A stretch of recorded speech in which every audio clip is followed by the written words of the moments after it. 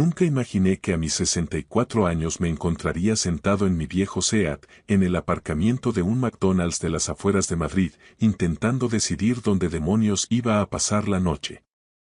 El olor a patatas fritas baratas se mezclaba con el aroma a humedad de la tapicería desgastada, esa que ya no recordaba el brillo de sus mejores tiempos, y no pude evitar soltar una carcajada amarga ante la ironía de mi situación. Mi nombre es Antonio Rodríguez. Hace apenas 3 meses, mi despacho presidía la planta 15 de un edificio emblemático en el Paseo de la Castellana, desde donde Madrid parecía estar a mis pies. Ahora, me encontraba contando los 7,38 euros que me quedaban en la cartera, preguntándome si me llegarían para un café y quizás una hamburguesa del menú ahorro que anunciaban en el cartel luminoso. El colapso fue tan rápido que todavía no alcanzo a procesarlo del todo. Pasé 35 años levantando Construcciones Rodríguez desde la nada, ladrillo a ladrillo, y todo se desvaneció en cuestión de semanas. La demanda de aquel proyecto en la urbanización de lujo en Pozuelo de Alarcón fue el clavo final en mi ataúd. Cuando los cimientos se dieron debido a unos problemas del suelo que no pudimos prever, vinieron a por nosotros con toda la artillería legal de los poderosos. Mi compañía de seguros encontró un tecnicismo miserable para denegar la cobertura, y de repente, me enfrentaba a una sentencia de 2 millones de euros que no podía pagar ni en 3 vidas. Perdí la empresa primero, luego mi casa en Mirasierra, el hogar donde había criado a mis hijos. Al banco no le importaron mis décadas de historial de pagos impecables. Los números en una hoja de Excel no tienen sentimientos, y los míos estaban todos en rojo sangre. Logré rescatar unos pocos miles de euros de la venta a la desesperada de mis herramientas y maquinaria, pero ese dinero voló. Alquiler, comida, gasolina. Las necesidades básicas que había dado por sentadas durante tanto tiempo se volvieron lujos inalcanzables. Así fue como terminé ante la puerta de mi hijo Miguel un martes por la tarde, con una sola maleta y lo que me quedaba de orgullo maltrecho. Miguel vivía en un hermoso chalet en una zona residencial de las afueras, el tipo de casa que siempre soñé comprarle cuando era pequeño y jugábamos con piezas de Lego. Su esposa, Elena, tenía gustos caros y un ojo clínico para el estatus, algo que se notaba en cada detalle perfectamente cuidado y aséptico de su hogar. ¿Papá? Miguel abrió la puerta con cara de sorpresa, a pesar de que le había avisado por teléfono un par de horas antes. Pensé que vendrías el fin de semana. Los planes cambiaron, dije, apretando el asa de la maleta para que no me temblara la voz. ¿Es un mal momento? Antes de que pudiera responder, Elena apareció detrás de él como una sombra elegante. Nunca fui su persona favorita, pero la mirada que me lanzó ese día fue distinta. No era solo desagrado, era algo parecido al desprecio, como si mi fracaso fuera una enfermedad contagiosa. Antonio, dijo ella, pronunciando mi nombre como si fuera una carga pesada de la que quisiera librarse.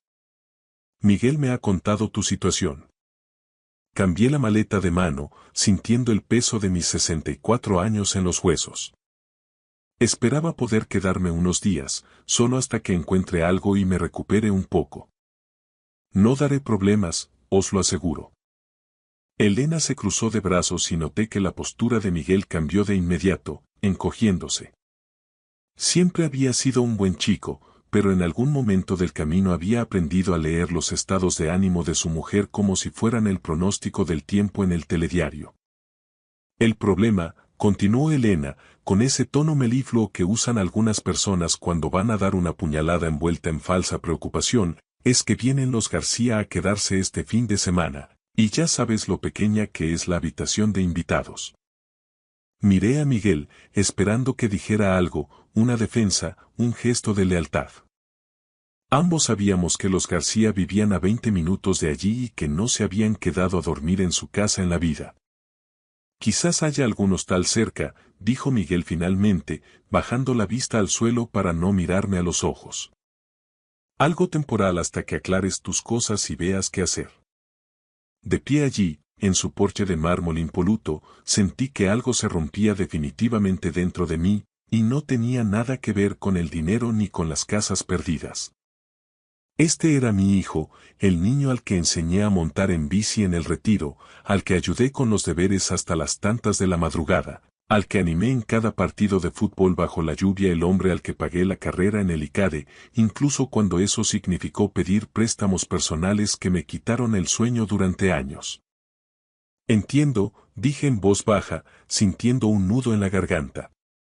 La expresión de Elena se suavizó lo justo para fingir compasión. No es que no queramos ayudar, Antonio. Es que es un momento difícil para todos. Miguel está muy estresado con su puesto en el banco y yo estoy lidiando con los problemas de salud de mi madre. Apenas tenemos capacidad mental para gestionar nuestros propios problemas. Capacidad mental. Me pregunté en qué momento cuidar de la propia sangre se convirtió en algo que requería una gestión de recursos, como si fuera una conexión de fibra óptica de Movistar de la que se agotan los gigas. Claro, dije. Lo entiendo perfectamente. Pero no lo entendía. No entendía cómo la misma mujer que me llamaba cada vez que necesitaba ayuda para montar un mueble de IKEA o quería que alguien le cuidara el perro durante sus vacaciones de lujo, de repente me consideraba una carga excesiva para pasar unas noches en su sofá. Hay un hotel de la cadena Ibis cerca de aquí, en el polígono, añadió Miguel, mirándome por fin, aunque con una prisa evidente por cerrar la puerta. No es muy caro. 95 € la noche. Había consultado su web en el móvil antes de ir, con los dedos entumecidos. 3 noches allí liquidarían casi todo el efectivo que me quedaba en el mundo. Suena perfecto, mentí, irguiendo la espalda con lo que me quedaba de dignidad. Elena se iluminó de inmediato, con esa sonrisa que pone la gente cuando una situación incómoda se resuelve a su favor sin mancharse las manos. Y en cuanto estés instalado en algún sitio permanente, nos encantaría que vinieras a cenar. Quizás el mes que viene, cuando pase todo este lío. El mes que viene, pensé, cuando la inconveniencia de mi presencia se limitara a un par de horas de cortesía y una comida casera para limpiar sus conciencias. Me despedí de Miguel con un abrazo breve, casi aséptico. Por un segundo, sentí que me sujetaba con más fuerza de la habitual, un apretón que me hizo albergar una última y desesperada esperanza. Pensé que tal vez iba a dar un paso atrás, a invitarme a pasar, a decirle a Elena con firmeza que su padre necesitaba ayuda y que no había más que hablar. En lugar de eso, rompió el contacto, me dio unas palmaditas condescendientes en la espalda y sentenció. Cuídate mucho, papá. Mientras caminaba hacia mi viejo Seat, el sonido de la puerta principal cerrándose con un suave clic me resultó definitivo, como el cierre de una cámara acorazada. Me quedé sentado al volante unos minutos, observando la casa a través del parabrisas. El césped estaba cortado con una precisión casi militar y los parterres de flores parecían sacados de una revista de decoración. A través de la ventana del salón, alcancé a ver la silueta de Elena moviéndose con naturalidad. Probablemente ya me había borrado de su lista de preocupaciones inmediatas. El Hotel Ibis del polígono estaba completo. También el Holiday Inn y un par de hostales de carretera de dudosa reputación que probé después. Al parecer, se celebraba un congreso internacional en Madrid y no quedaba una cama libre en kilómetros a la redonda. A las 20, me vi aparcado en un rincón oscuro detrás de una cafetería de 24 horas, intentando descifrar cómo dormir en el coche sin despertar las sospechas de la policía o parecer un indigente. La ironía me golpeaba con la misma fuerza que el frío que empezaba a calar en la chapa. Me había pasado media vida construyendo hogares para otros y ahora no encontraba un solo techo bajo el cual refugiarme. En ese momento, el móvil vibró sobre el salpicadero. Era un número desconocido. Tras el día que llevaba, mi instinto me pedía ignorarlo y dejar que saltara el buzón de voz, pero la desesperación tiene una forma curiosa de obligarte a responder llamadas que, en otras circunstancias, jamás atenderías. ¿Antonio Rodríguez? La voz al otro lado era formal, aséptica y con un ligero acento que no supe ubicar de inmediato. Dígame, respondí, intentando sonar más entero de lo que estaba. Mi nombre es Eduardo Sanz. Llamo en nombre de mi empleador, el señor Javier Moreno. Le agradecería mucho una reunión con usted mañana por la mañana, si su agenda lo permite. Me removí en el asiento, tratando de encontrar una postura que no me torturara la espalda contra la tapicería desgastada. Lo siento, ¿quién dice que llama? Pregunté desconcertado. Javier Moreno, repitió Eduardo con una paciencia profesional. Ha solicitado una reunión con usted mañana a las 10. Es un asunto de suma urgencia. El nombre no me decía absolutamente nada. En 35 años en el sector de la construcción conoces a cientos de personas, pero Javier Moreno no figuraba en ninguno de mis archivos mentales. Mire, creo que se equivoca de Antonio Rodríguez, dije con un suspiro. No conozco a nadie con ese nombre. Hubo un silencio breve, seguido por el leve roce de unos papeles. Antonio Javier Rodríguez, nacido el 15 de marzo de 1962, anteriormente propietario de Construcciones Rodríguez, leyó la voz con precisión quirúrgica. Se me encogió el estómago. ¿Cómo sabe lo de mi empresa? Pregunté, sintiendo un repentino escalofrío. El señor Moreno ha sido muy específico. Su salud es delicada y el tiempo es un recurso que ya no le sobra. Miré el aparcamiento vacío y las luces de neón de la cafetería. Unas horas antes, mi propio hijo me había dado la espalda. Ahora, un extraño me buscaba como si yo fuera una pieza clave en su tablero. ¿Qué es exactamente lo que quiere de mí? Pregunté. No puedo discutir los pormenores por teléfono, pero puedo asegurarle que el señor Moreno compensará generosamente su tiempo. ¿Le parecerían adecuados 500 euros por una reunión de 1 hora? ¿500 euros? La cifra me golpeó. Era más dinero del que había visto junto en semanas. Pensé en los miserables 7,38 euros de mi cartera, en la humillación de dormir en el coche y en la suficiencia de Elena sugiriendo un hostal barato. ¿Dónde tengo que ir? Pregunté finalmente. En la finca Moreno. Le envío la ubicación ahora mismo. ¿Contamos con usted a las 10? Allí estaré, respondí.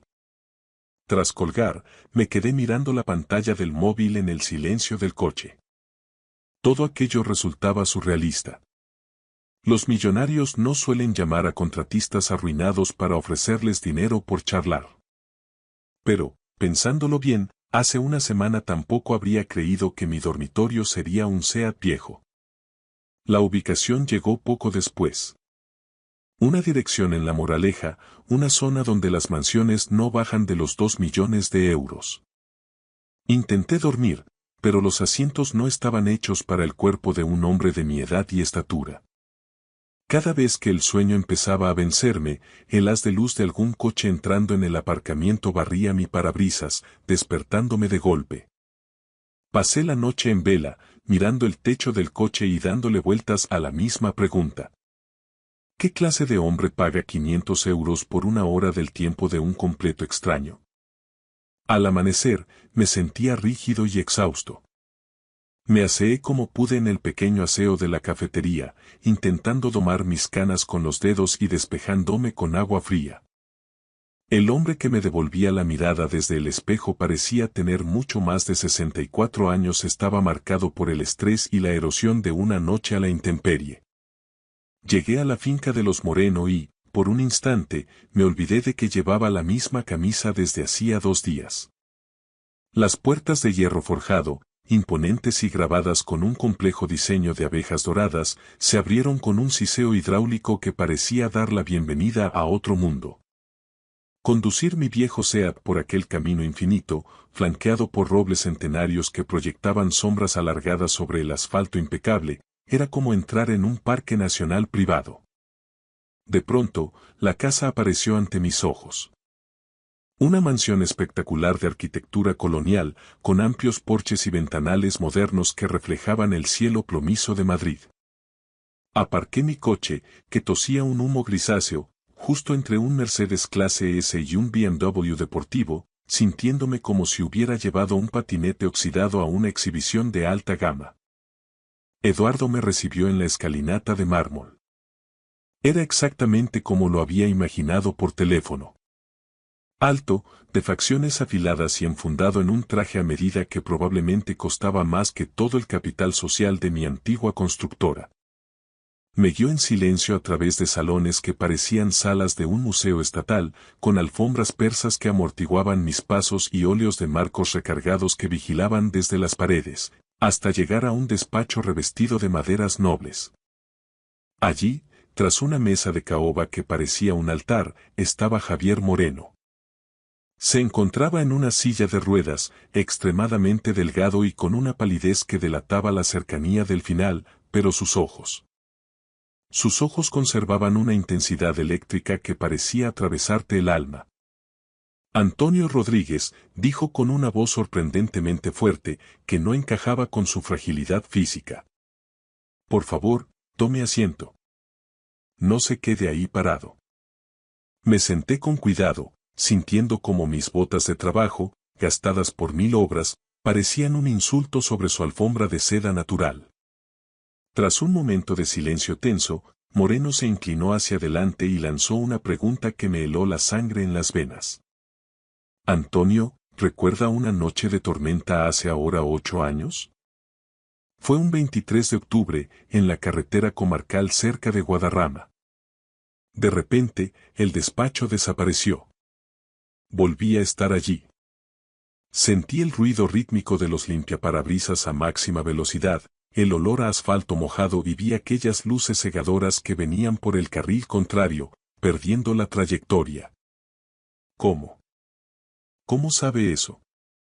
Susurré, sintiendo un escalofrío. Porque yo iba en el otro coche, Antonio, respondió él con una media sonrisa triste. Me explicó que aquella noche había perdido el control de su BMW por el aquaplaning y se dirigía frontalmente hacia mí. Yo podría haberme quedado en mi carril, el impacto habría sido brutal, pero él, en su coche más ligero y descontrolado, se habría llevado la peor parte. En lugar de eso, por puro instinto de protección hacia el prójimo, pegué un volantazo violento y estampé mi furgoneta contra el quitamiedos para esquivarlo. Él acabó en el arroyo, 6 metros abajo, con el coche volcado y el agua del torrente subiendo peligrosamente. Recordé bajar por el terraplén embarrado, resbalando, rompiendo el cristal del copiloto con una piedra y sacándolo de aquel amasijo de hierros mientras mis propias manos sangraban por los cortes de los cristales. Me quedé con él bajo la lluvia torrencial, cubriéndolo con mi propia chaqueta para que no muriera de hipotermia antes de que llegaran las asistencias. Me salvó la vida, Antonio, dijo Moreno, mirándome fijamente. Y lo más extraordinario es que nunca pidió nada a cambio. Ni siquiera llamó al hospital para preguntar si aquel desconocido seguía vivo. Me confesó entonces que esa noche huía de su propia sombra. De su mujer, de sus empresas y de una investigación fiscal que amenazaba con mandarlo a prisión. Aquel accidente fue su epifanía. Sus abogados arreglaron el entuerto legal mientras él se recuperaba, y desde entonces construyó un imperio de 800 millones de euros aprovechando esa segunda oportunidad que yo, un desconocido, le había regalado a cambio de nada. Me estoy muriendo, Antonio. Cáncer de páncreas. Los médicos me dan 2, quizás 3 meses si tengo suerte. Deslizó un documento de alto gramaje sobre la mesa. Era su testamento y últimas voluntades. Desde ayer, ante notario, usted es el único beneficiario de toda mi fortuna. Esta casa, las empresas, las inversiones internacionales. Todo pasa a ser suyo. Me quedé mudo, con la boca seca. Intenté protestar, balbucear algo sobre su familia, pero Moreno levantó una mano, tajante. Me contó que su hijo Ricardo solo esperaba el parte de defunción para sufragar sus deudas de juego en Londres y que su hija Lucía solo se comunicaba con él a través de abogados para exigir transferencias. Usted se quedó conmigo en el barro cuando no era nadie. Me trató como si mi vida tuviera un valor infinito cuando yo solo era un extraño borracho que casi lo mata, dijo con una firmeza inamovible. No tiene elección, Antonio. Los papeles están firmados y sellados. Pero entonces, su rostro se volvió sombrío, casi fúnebre. Sacó una carpeta con mi nombre etiquetado en el lomo. He estado pendiente de usted todos estos años, amigo mío. Sé lo de la quiebra de su empresa, sé que perdió su casa de Mirasierra. Y sé perfectamente lo que ocurrió ayer tarde en casa de su hijo Miguel. Sacó unas fotografías mías, cabizbajo ante la puerta de Miguel, y un grabador digital de última generación. El dinero permite acceder a tecnología muy discreta.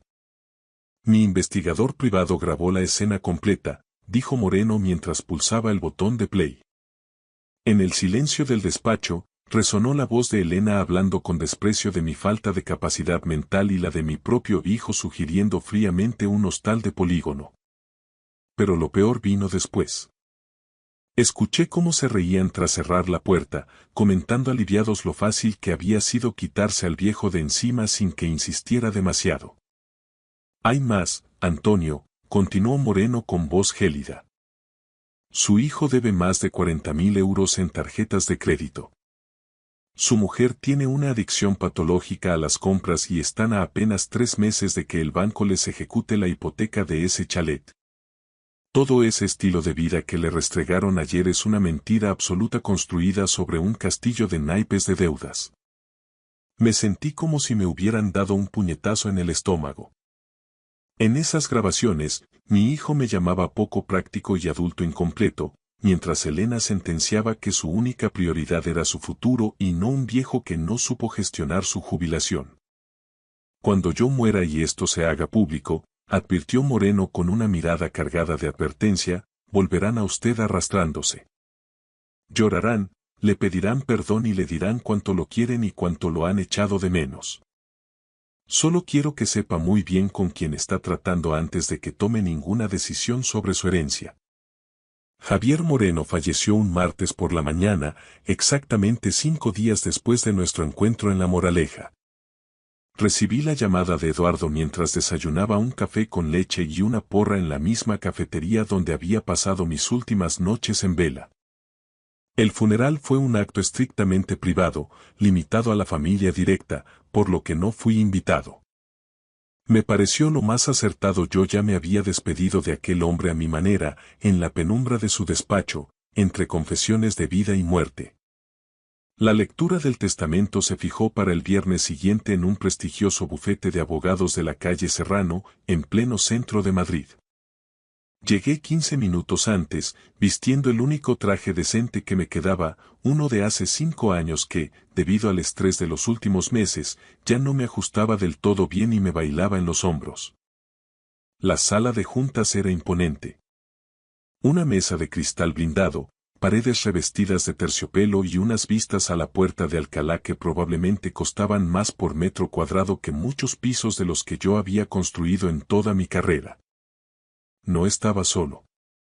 Los hijos de Javier, Ricardo y Lucía, ya estaban allí instalados. Ricardo me recorrió de arriba a abajo con un desdén mal disimulado, luciendo un reloj de pulsera que gritaba opulencia, mientras Lucía revisaba su móvil de última generación con un aire de aburrimiento absoluto, como si aquel trámite fuera una pérdida de tiempo. Ninguno de los dos se dignó a reconocer mi presencia para ellos, yo era poco más que un extra en la película de su fortuna. El notario, el señor Petón, entró en la sala con una parsimonia estudiada y abrió las carpetas con una frialdad profesional que cortaba el aire. Estamos aquí para la lectura del testamento y últimas voluntades de Javier Manuel Moreno, comenzó, ajustándose las gafas. Deben ser conscientes de que el señor Moreno realizó cambios significativos en su planificación hereditaria apenas 2 semanas antes de su fallecimiento. ¿Qué tan significativos?, interrumpió Ricardo, tamborileando los dedos sobre la mesa con impaciencia. El notario lo miró por encima de las lentes y leyó las disposiciones con una voz pausada que retumbaba en la sala. A mi hijo Ricardo, que ha pasado los últimos 5 años consultando el boletín médico con la esperanza de mi muerte para saldar sus deudas de juego en los casinos de Londres, le lego la suma de 100.000 euros. Debería ser suficiente para pagar un programa de rehabilitación de lujo. El rostro de Ricardo pasó del bronceado de salón al blanco ceniza en un segundo. A mi hija Lucía, que me ha llamado exactamente 16 veces en 5 años y siempre con el único propósito de pedir transferencias, le lego 100.000 euros. Quizás esto le sirva para comprar suficientes bolsos de marca con los que intentar llenar su vacío emocional. Lucía se puso en pie de un salto, dejando caer su móvil, gritando que aquello era una locura y una humillación pública. ¿Entonces quién se lo queda todo? ¿A dónde va el resto del dinero? Exigió saber Ricardo, con la voz quebrada por la rabia. El notario se giró lentamente hacia mí, manteniendo una expresión imperturbable. El resto del patrimonio del señor Moreno, valorado en aproximadamente 786 millones de euros, incluyendo todas las sociedades mercantiles, los inmuebles en el extranjero y las carteras de inversión, se lega íntegramente a don Antonio Rodríguez. El silencio que siguió fue sepulcral, denso, casi irrespirable. Ricardo y Lucía me miraron como si fuera un fantasma que acabara de materializarse entre ellos para robarles el aire.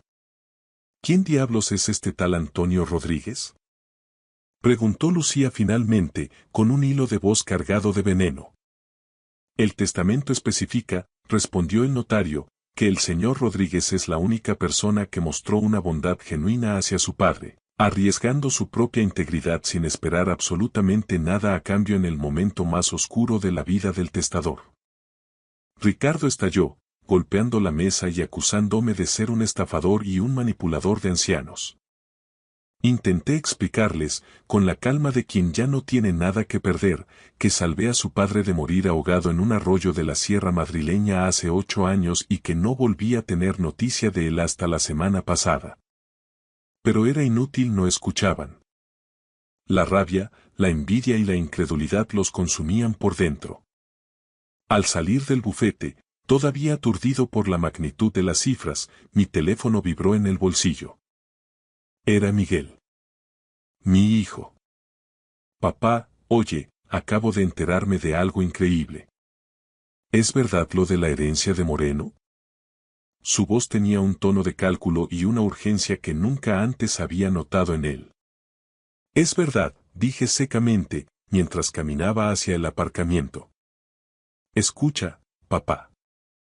Elena y yo nos sentimos fatal por lo del otro día, dijo rápidamente, casi sin respirar. Estábamos bajo mucha presión, muy estresados, y dijimos cosas horribles que realmente no sentíamos. Nos encantaría que vinieras a cenar mañana a casa, para celebrar tu nueva situación y... bueno, para pedirte perdón de corazón. Me detuve frente a mi viejo coche y miré el edificio de cristal del bufete. Hacía menos de una semana, me habían cerrado la puerta en las narices alegando que no tenían capacidad mental para ayudarme cuando estaba en la calle. Ahora, de repente, tenían todo el tiempo del mundo para su padre. Es un detalle muy generoso por vuestra parte, respondí con una calma gélida. Dejadme que lo piense. Mañana os digo algo. Esa noche, en la soledad de mi habitación de hotel, esta vez una suite pagada por la administración del legado, abrí el sobresellado que Javier me había entregado en mano. Contenía fotos de seguimientos, registros bancarios de Miguel y la transcripción de una conversación interceptada entre mi hijo y su mujer de hacía solo 3 días. Si realmente hereda todo ese dinero, tenemos que asegurarnos de volver a estar a buenas con él a toda costa, decía la voz de Elena en la grabación con una frialdad aterradora. Necesitamos inventar una historia que justifique cómo lo tratamos sin quedar como unos monstruos. Diremos que fue amor duro, que queríamos que recuperara su independencia porque sabemos lo orgulloso que es. Escuché la risa hueca y cómplice de mi hijo en la cinta. Sentí algo frío y duro asentarse en mi pecho, una determinación que nunca había sentido. Mañana iría a esa cena, sí.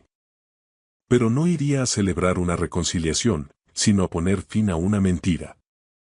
Llegué a la casa de Miguel un sábado por la tarde, justo cuando el sol empezaba a caer sobre el perfil de la sierra. Esta vez no aparqué mi viejo Seat en la calle, a la vista de los vecinos curiosos. Eduardo me había insistido en que utilizara uno de los Audi A8 de la flota de Moreno. El brillo impecable del coche alemán bajo la luz del atardecer parecía gritar poder a toda la urbanización, y noté cómo las cortinas de la casa vecina se movían levemente. Elena abrió la puerta antes incluso de que terminara de llamar al timbre. Exhibía una sonrisa perfecta, de esas que se ensayan frente al espejo, una sonrisa de catálogo inmobiliario que no lograba ocultar la codicia en su mirada. «Antonio, querido», exclamó, lanzándose a darme un abrazo que me resultó forzado y gélido. Me limité a ofrecerle la mejilla para un beso de compromiso. «Pasa, por favor, estás en tu casa. Miguel, tu padre ya ha llegado». Miguel salió del salón con una botella de Ribera del Duero en la mano, de esas que cuestan 50 euros y que probablemente no podía permitirse. Su lenguaje corporal había sufrido una metamorfosis completa. Ya no estaba tenso ni evitaba mi mirada, ahora se mostraba servil, casi ansioso por agradar, moviéndose con una urgencia que me revolvió el estómago. «Papá, qué alegría verte. Siento muchísimo lo de Moreno, debía de ser un hombre extraordinario para dejarte semejante legado», dijo, palmeándome el hombro. «Siéntate, por Dios. Hemos preparado cordero asado, como a ti te gusta, con sus patatas panaderas». La cena fue una auténtica clase magistral de hipocresía. Entre bocado y bocado, me preguntaron por los detalles del testamento, por la extensión de la mansión y la liquidez de las empresas en el extranjero. Elena, con una audacia que me dejó sin palabras, incluso sugirió que, dado que la casa de Moreno era demasiado grande y solitaria para un hombre solo, ellos podrían mudarse conmigo para ayudarme a gestionarlo todo y que no me faltara de nada. «Antonio», dijo Elena, posando su mano sobre mi brazo con una familiaridad fingida, «sé que lo del otro día fue un simple malentendido. Queríamos que sacaras fuerzas de flaqueza, que te repondrías por ti mismo porque confiamos en tu Temple, pero nos dolió más a nosotros que a ti tomar esa decisión. Fue amor duro, ya sabes».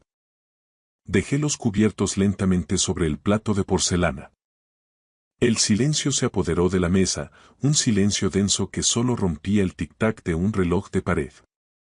«He tomado algunas decisiones importantes», dije, clavando la mirada en los ojos de mi hijo. «He dedicado las últimas 48 horas a revisar vuestras cuentas personales con la ayuda de los auditores de Moreno.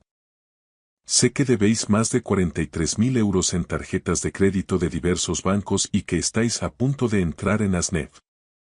Sé que el banco os va a ejecutar la hipoteca de este chalet en menos de 3 meses». Miguel se puso lívido, el color desapareció de sus labios.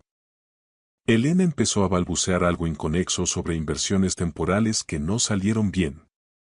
«He comprado vuestra deuda íntegra al banco esta misma mañana», continué con voz firme. «Ahora, vuestro acreedor no es una entidad financiera anónima. Soy yo. Papá. Eso es. Es increíble.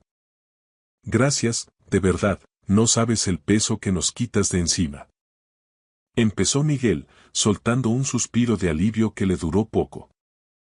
«No me has dejado terminar», le interrumpí con una frialdad que los dejó helados. «No voy a condonar ni un solo euro de esa deuda. Os voy a dar una única opción. Vais a poner esta casa a la venta mañana mismo, pagaréis lo que debéis y os mudaréis a un piso pequeño en un barrio obrero, como Vallecas o Carabanchel. Vais a empezar de cero, con trabajos reales y sin apariencias que no podéis sostener. Si aceptáis y demostráis que podéis vivir con honestidad, os ayudaré con los gastos básicos hasta que os estabilicéis por vuestra cuenta. Pero si intentáis seguir con esta mentira de lujo, os ejecutaré la hipoteca mañana mismo a primera hora».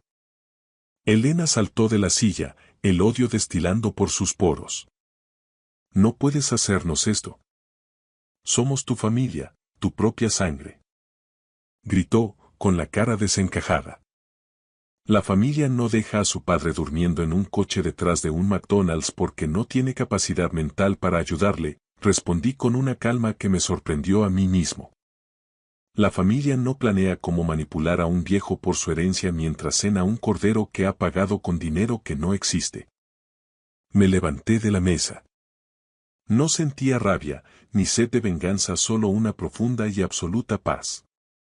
Miguel, tienes 24 horas para decirme qué camino eliges. Piénsalo bien, porque es la última vez que te tiendo la mano. Salí de la casa sin mirar atrás, sintiendo el aire fresco de la noche en la cara. Unos meses después, compré una finca extensa cerca de los Pirineos y la convertí en una fundación para trabajadores de la construcción jubilados que, tras una vida de esfuerzo, se habían quedado sin nada. Hombres que, como yo, solo necesitaban ser tratados con la dignidad que merecen los que han levantado el país con sus manos. A veces, por las noches, cuando el silencio de la montaña lo inunda todo, miro la foto de mi difunta esposa, Carmen. Lo hemos hecho bien, Carmen, le digo a su retrato. Nuestro hijo es exactamente lo que su entorno le enseñó a ser, pero ahora, por fin, tiene la oportunidad de aprender lo que significa realmente el trabajo, la lealtad y el valor de la palabra dada. Ser rico no era el dinero acumulado en las cuentas de Moreno. Era la libertad de elegir con quién pasar el tiempo y a quién ayudar de verdad. Miré hacia las cumbres nevadas, recordando a Javier Moreno y aquella noche de lluvia que cambió nuestras vidas para siempre. Él huía de sus problemas cuando lo saqué de aquel arroyo embarrado, pero quizás, de alguna manera, corría hacia este preciso momento. El momento en que alguien, por fin, pusiera las cosas en su sitio y tomara el camino correcto. Gracias por escuchar mi historia hasta el final. Si resonó contigo, dale like, escribe en los comentarios qué fue lo que más te tocó y no olvides decir de dónde eres. Suscríbete al canal, vienen muchas más historias.